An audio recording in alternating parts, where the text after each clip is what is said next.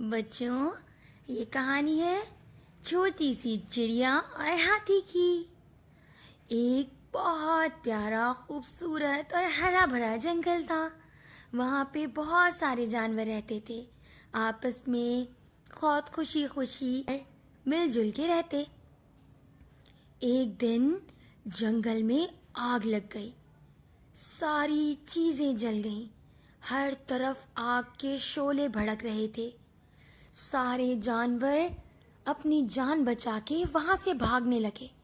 ہر طرف افراتفری پھیلی ہوئی تھی، سارے جانور بھاگے جا رہے تھے۔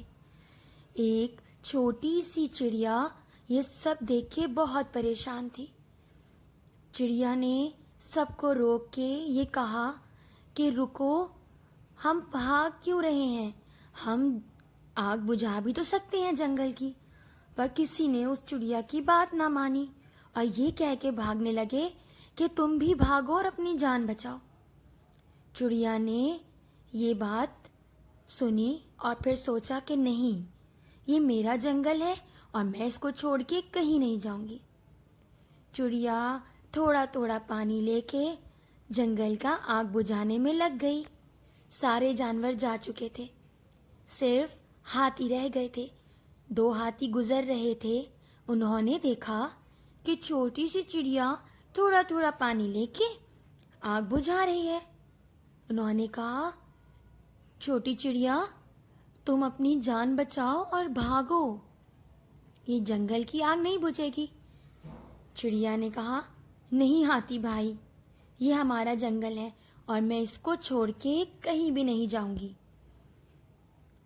ہاں میں جانتی ہوں، میرے تھوڑے تھوڑے پانی سے یہ جنگل کی آگ نہیں بجھے گی، لیکن میں کوشش تو کر سکتی ہوں نا۔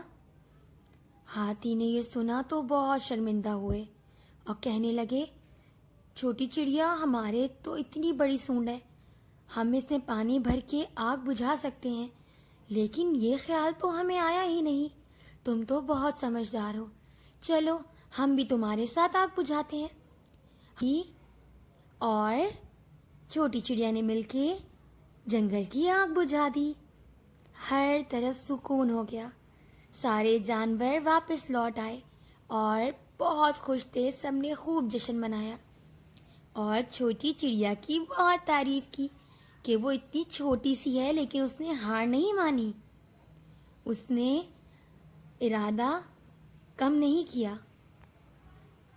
تو بچوں، ہمیں مشکل سے بھاگنا نہیں چاہیے، بلکہ جتنا ہو سکے اتنی کوشش ضرور کرنی چاہیے۔